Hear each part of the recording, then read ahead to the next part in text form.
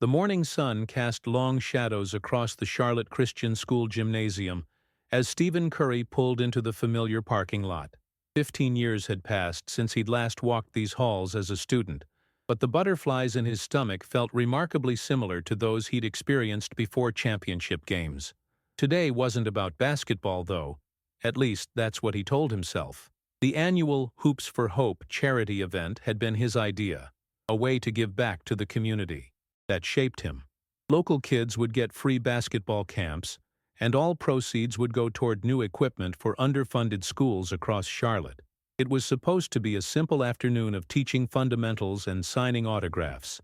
"Steph," called out Coach Williams, his old high school coach, now graying but still carrying that same commanding presence. "Can't believe you're really here, son. These kids are going to lose their minds."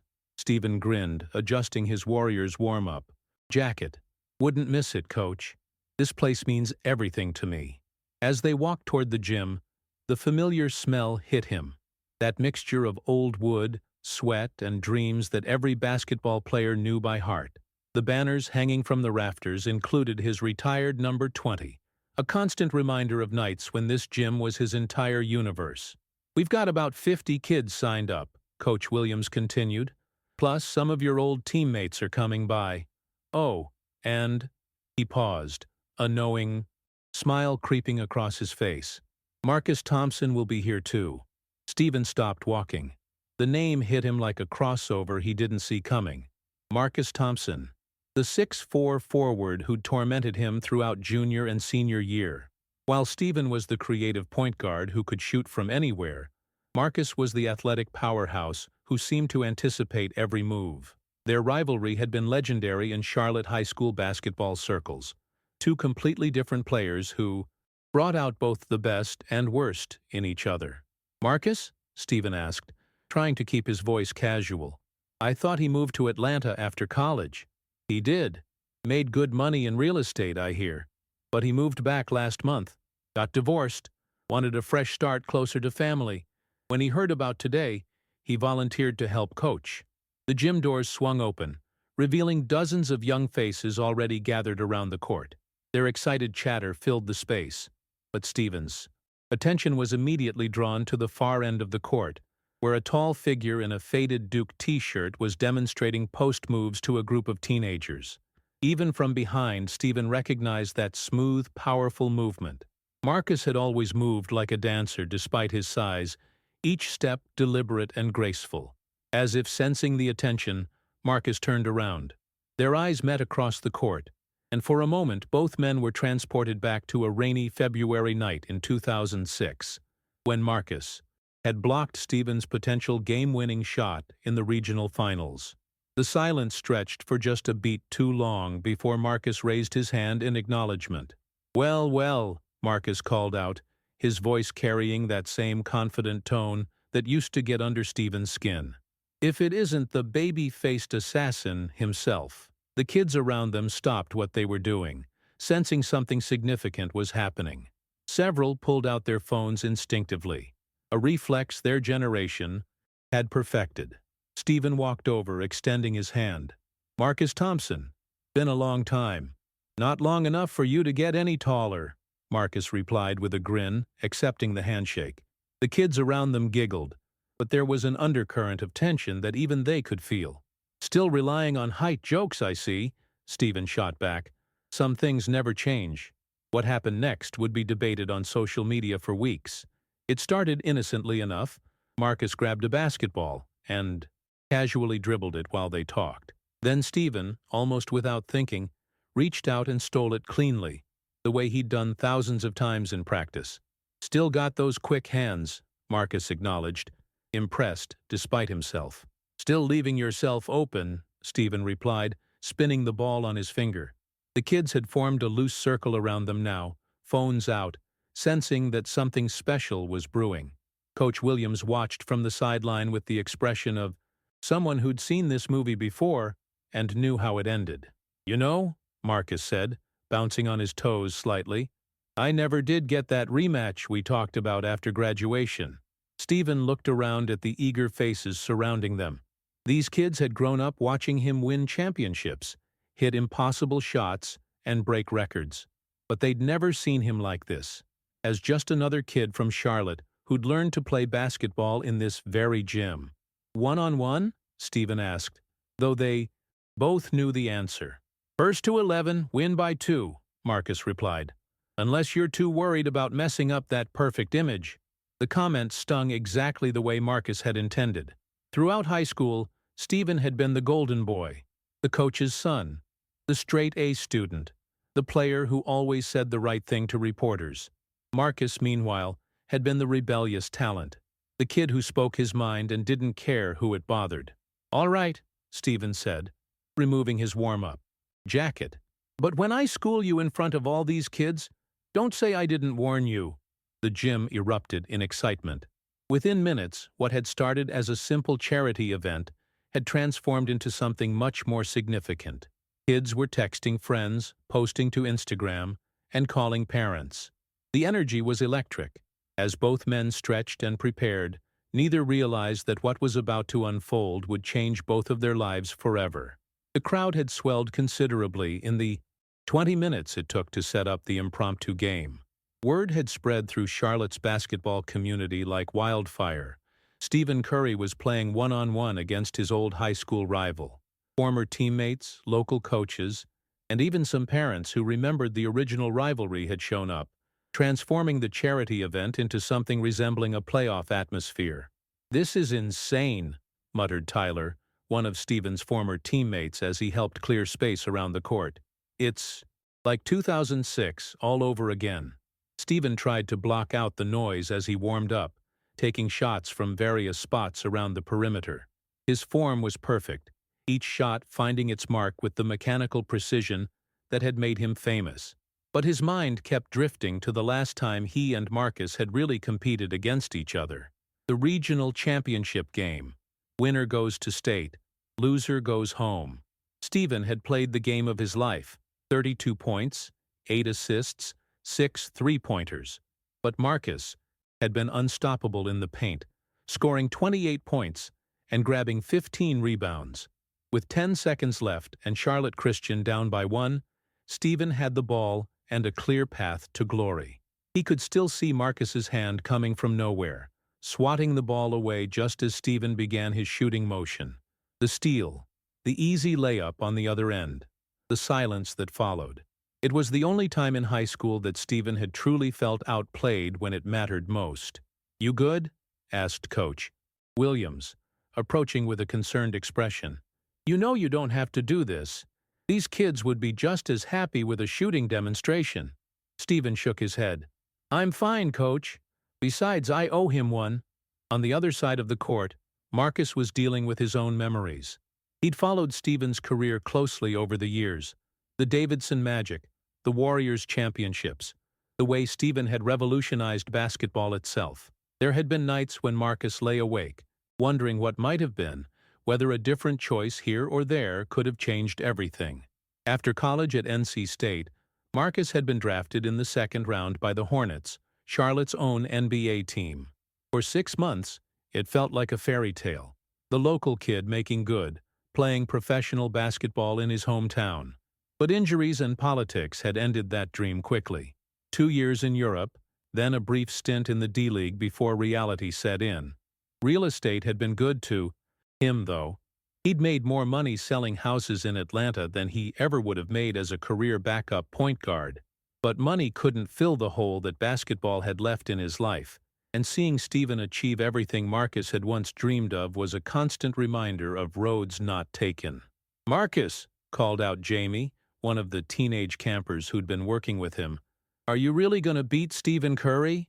Marcus looked down at the kid, probably 15, wearing a Warriors jersey with Stephen's number 30, the same age Marcus had been when he'd first faced Stephen in a game that actually mattered. "I'm gonna try," Marcus said honestly. "That's all any of us can do." The crowd had organized itself into something resembling bleachers, with kids sitting on the floor in front and adults standing behind them. Phones were everywhere, creating a constant backdrop of digital flashes and recording lights. Someone had even set up a live stream that was already being shared across social media platforms. "Ladies and gentlemen, announced Coach Williams, slipping easily into his old role as master of ceremonies.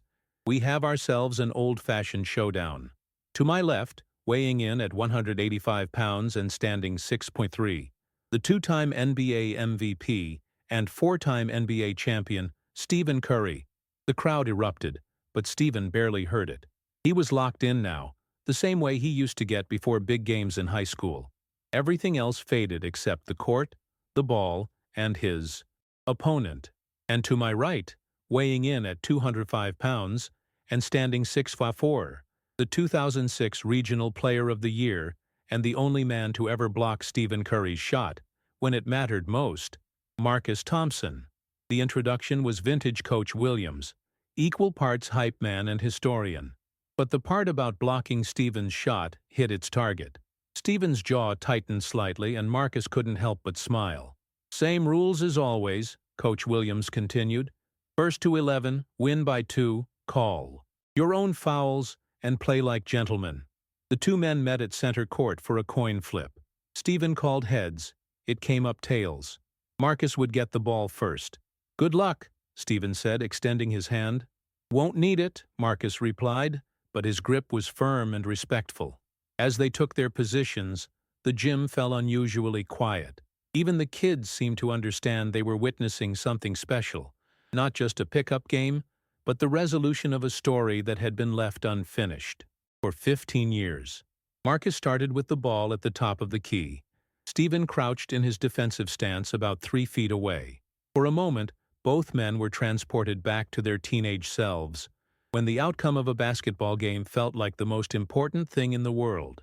Marcus made his move, a hard drive to his right, using his size advantage to try to get to the rim. But Stephen had studied film on himself. He knew his own weaknesses. He slid over to cut off the angle, forcing Marcus into a difficult fadeaway jumper. Swish. 1-0, Marcus announced, tossing the ball back to Stephen. Your turn. Stephen caught the ball and immediately began his work. He'd built a career on making the impossible look routine, and this was just another stage. A quick jab step to the right, then a lightning-fast crossover to the left. Marcus, despite his athletic gifts, was 15 years older and carrying the accumulated wear of adult life. He couldn't quite keep up. Stephen's three-pointer found nothing but net. 1-1, Stephen said, but there was no smile. This wasn't about entertainment anymore. What followed was a masterclass in contrasting styles. Marcus used every advantage his size and strength provided, posting up when possible, using his body to create space, making Stephen work for every defensive possession. Stephen, meanwhile, showcased the full arsenal that had made him one of basketball's all-time greats. Impossible shots from impossible angles, handles, that left Marcus stumbling, court vision that seemed to predict the future. By the time the score reached 6-5 in Stephen's favor, both men were breathing hard, and the crowd was on its feet. The kids who'd started the afternoon thinking they'd just watch some shooting demonstrations were instead witnessing something that would likely be talked about for years. But as the game intensified, so did the emotions that both men had kept buried for 15 years. The score was tied at 9 apiece, and the Charlotte Christian Gym had never felt more electric. What had started as a friendly exhibition had evolved into something raw and personal, with both men pushing themselves to limits they hadn't approached in years. Stephen wiped sweat from his forehead as he prepared to inbound the ball. His legs were beginning to feel heavy, the accumulation of an NBA season, playoff runs, and the simple reality of being in his mid-30s. But his competitive fire burned as bright as ever. Marcus, meanwhile, was dealing with his own physical reality. The knee that had ended his professional dreams ached with each cut and jump, and his wind wasn't what it used to be. But something about this moment, the crowd, the stakes, the chance to prove himself against the man who'd achieved everything he'd once wanted, had tapped into reserves he'd forgotten he possessed. Next basket wins, someone shouted from the crowd, though technically they needed to win by 2. Neither player corrected the mistake. They were too locked in to care about technicalities. Stephen started his possession methodically, dribbling slowly while studying Marcus's defensive stance. He'd noticed his opponent favoring his right leg slightly. a tell that suggested the knee was bothering him. In the NBA, Steven would have attacked that weakness immediately and mercilessly. But this was different. This was personal. Instead of exploiting the injury, Steven chose to test himself differently. He backed up to near half-court, well beyond the three-point line, and began his shooting motion. The crowd gasped. It was the kind of shot that had made Steven famous, but attempting it in a crucial moment of a close game bordered on disrespectful. Marcus read the shot perfectly and closed out hard, his long arms making it impossible for Steven to get a clean look. The ball clanged off the rim, and Marcus secured the rebound. "Show off," Marcus muttered, but there was almost affection in his voice. "Just testing the range," Steven replied, getting back on defense. Now it was Marcus's turn with a chance to win. The crowd was on its feet, phones capturing every movement. Several local news stations had gotten word and were sending crews over. What had started as a charity basketball camp was becoming the most talked-about pickup game in Charlotte history. Marcus took his time, holding the ball at the top of the key, while studying Steven's defensive positioning. He'd spent 15 years watching Steven play on television, analyzing his movements, understanding his tendencies. Steven was still quick, still fundamentally sound, but he was also tired and playing with the kind of respectful distance that comes with maturity. The old Marcus would have tried to power through Steven, using his size advantage to create an easy scoring opportunity. But the older, wiser Marcus had learned something about himself during his years away from basketball. He was at his best when he played with joy rather than anger. So instead of backing Steven down or trying to create separation with strength, Marcus did something unexpected. He smiled. "Remember sophomore year," Marcus said, still dribbling casually, "when you tried to dunk in warm-ups before the Hickory Ridge game?" Steven couldn't help but grin at the memory. He'd been 5'10", and maybe 140 pounds, all arms and legs and boundless confidence. The attempted dunk had resulted in him hanging from the rim like a flag in the sow breeze before dropping awkwardly to the court. "I made it about halfway there," Steven admitted. "Generous," Marcus replied. "More like a quarter of the way." The casual conversation seemed to diffuse some of the tension that had been building. Both men were still competing fiercely, but the bitter edge that had characterized their high school rivalry was softening into something more mature. Marcus made his move then. Not a power drive or a physical post-up, but a smooth step-back jumper that showcased the shooting touch he'd developed over the years. The ball arced beautifully through the air and dropped cleanly through the net. 10-9, Marcus. The crowd erupted, but Steven was already retrieving the ball and preparing for what everyone assumed would be the final possession. Win by 2 or not, this felt like the moment that would define the game. As Steven prepared to inbound to himself, he caught sight of something that made him pause. In the front row of the makeshift stands, a young boy, maybe 10 years old, was watching with the kind of intensity that Steven remembered from his own childhood. The kid was wearing a Warriors jersey, but his focus wasn't on the celebrity or the spectacle. He was studying every movement, every decision, trying to learn something that might help his own game. It reminded Steven of why he'd wanted to do this event in the first place. Not for the competition or the attention, but to give back to kids who loved basketball the way he once had. Steven began his final possession with a series of dribble moves that would have looked comfortable in an NBA Finals game. Marcus stayed with him step for step, using every trick he'd learned over the years to contest without fouling. The crowd was silent except for the sound of sneakers squeaking on hardwood and the rhythmic bouncing of the basketball. With the shot clock in his head running down, Steven made his decision. Instead of taking the shot that everyone expected, the deep three-pointer that had become his signature, he drove hard to the basket, drawing Marcus into the air with a perfect pump fake. As Marcus left his feet, Steven had a clear path to the game-winning layup. It was the kind of move that had worked thousands of times before, the simple execution of superior skill and basketball IQ. But as Steven went up for what should have been an easy finish, something unexpected happened. Marcus, despite being off balance and in the air, managed to get a hand on the ball. Not a clean block, more of a deflection that sent the ball bouncing toward the sideline. Both men scrambled for the loose ball, diving toward the stands where the young boy in the Warriors jersey was sitting. Stephen got there first, but as he secured possession, he and Marcus became tangled, sending both crashing into the first row of spectators. The crowd gasped as both men went down hard. For a moment the gym fell completely silent, except for the sound of the basketball bouncing slowly to a stop near center court. When the dust settled, Stephen and Marcus were lying on the floor, breathing hard and staring at the ceiling.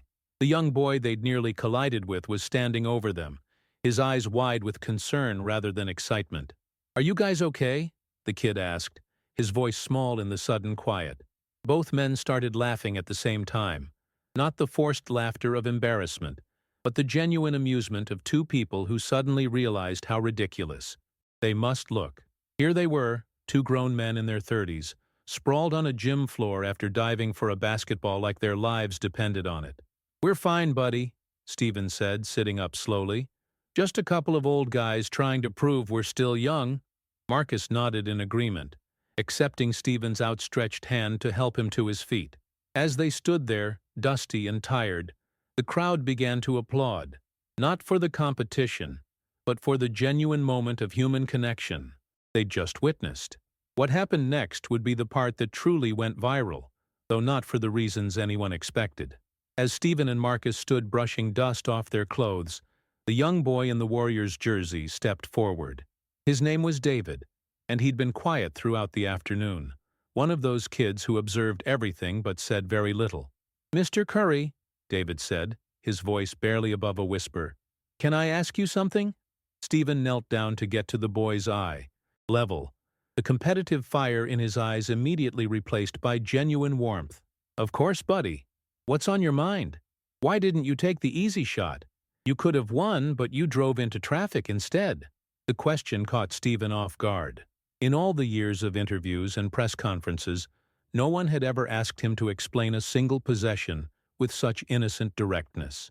He glanced up at Marcus, who was listening with equal interest. "That's a really good question," Stephen said slowly. "What do you think I should have done?" David considered this seriously, the way kids do when adults actually ask for their opinion. "Well, you're really good at those long shots. Everyone knows that. But Mr. Marcus is really tall and good at defense. So maybe—" he paused, working through the logic. "Maybe you wanted to see if you could beat him a different way." Stephen felt something shift in his chest. This kid had understood something that all the analysts and commentators had missed, that sometimes the best players challenge themselves not just to win, but to grow. "You know what, David? You're absolutely right. I could have taken the easy shot. But playing against Marcus again reminded me why I fell in love with basketball in the first place. It's not just about winning, it's about testing yourself, pushing your limits, and sometimes that means making the harder choice." Marcus stepped forward, still breathing heavily from their collision. "David, can I tell you something about your hero here?" He gestured toward Stephen, and there was no sarcasm in his voice. In high school, Stephen wasn't the biggest or the strongest or even the fastest player, but he was the one who worked the hardest and never backed down from a challenge. That's what made him special. The crowd had gathered closer, sensing that something significant was happening. Phones were still recording, but the energy had shifted from spectacle to something more intimate and meaningful. "Mr. Marcus," David continued, "were you really Stephen's biggest rival?" Marcus laughed, but it was a warm sound. "I thought I was. For years I told myself that I was the one who could stop him, the one who understood his game well enough to beat him. But watching him play today, I realize I had it backwards." "What do you mean?" asked another kid who'd moved closer to hear the conversation. "I wasn't Stephen's rival," Marcus explained. "Stephen was mine. All these years, I've been comparing myself to him, measuring my life against his success. But that's not what rivalry is really about." Stephen stood up slowly, understanding where Marcus was going with this. "Marcus pushed me to be better," he said to the gathered crowd. "Every practice, every game, I knew I had to bring my absolute best, because he wouldn't accept anything less. That's what a true rival does. They don't just compete against you, they elevate you." The conversation continued for another 20 minutes, with both. Men sharing stories from their high school days and answering questions from the kids. What emerged was a picture of two young men who had brought out the best in each other through competition, even when neither fully understood it at the time. "So who won the game?" asked Tyler, Steven's old teammate, with a grin. Steven and Marcus looked at each other, then at the basketball still lying near center court where it had rolled to a stop. "Nobody," Steven said. "And everybody." Marcus nodded. In agreement. "The game doesn't matter. What matters is that we're both here, we're both healthy, and we're both doing what we can to help the next generation." It was then that Coach Williams stepped forward with an announcement that surprised everyone, including Steven and Marcus. "Gentlemen, I've been watching both of you today, and I have a proposition. The school board has approved funding for a new youth basketball program, something that would run year-round and serve kids from all over Charlotte. We need someone to run it, someone who understands both the competitive side and the character-building side of the game." He paused, looking directly at Marcus. "Marcus, we'd like you to be our program director. And Steven, we'd like you to be our honorary coach and main sponsor." The offer hung in the air for a moment. Marcus looked stunned. This was an opportunity he'd never expected, a chance to stay connected to basketball while making a real difference in kids' lives. Marcus started, then stopped. "I'd be honored, but only if Steven thinks I'm the right person for the job." Steven didn't hesitate. "Marcus, you're exactly the right person. You know the game, you know these kids, and most importantly, you know what it's like to face setbacks and keep fighting. That's what these kids need to learn." The crowd erupted in applause, but the moment that would truly go viral happened next. As the two men shook hands to formalize their partnership, young David stepped between them. "Can I ask one more question?" he said. "Shoot," both men replied simultaneously, then laughed at the coincidence. "If you guys are going to be coaching together, does that mean you're not rivals anymore?" Steven and Marcus exchanged a look, and both men smiled. "David," Steven said, "I think we're about to become the best kind of rivals, the kind that makes each other better by working toward the same goal. Plus," Marcus added with a grin, "now I get to see him miss shots in practice every day. That's worth more than winning any game." As the laughter died down and the crowd began to disperse, neither man could have predicted how the video of their conversation with David would spread across social media. It wasn't the basketball skills or the competitive fire that captured people's attention. It was the genuine mentorship, the humble admission of growth, and the demonstration of how former rivals could become allies in service of something bigger than themselves. The original video of their one-on-one game received millions of views, but it was the follow-up conversation that truly resonated. Sports analysts talked about it, parenting blogs shared it, and coaches at every level used it as an example of what competition could be at its best. 6 months later, the Charlotte Christian Youth Basketball Academy had a waiting list of over 200 kids. Steven flew in monthly to work with the players, while Marcus ran the day-to-day operations with the same intensity he'd once brought to trying to stop Steven's jump shots. The gym where they'd played that afternoon became something of a shrine, with a plaque commemorating not the game itself, but the conversation that followed. It read, "Competition at its best doesn't create enemies, it creates champions, both on and off the court." And sometimes, late in the evening after practice, Steven and Marcus would find themselves back on that court, playing one-on-one again, not to settle old scores or prove points, but simply because they'd rediscovered what they'd both forgotten during their years apart. Basketball was more fun when you had someone who pushed you to be your best. The games never had official scores anymore. They didn't need them. They'd both already won everything that mattered.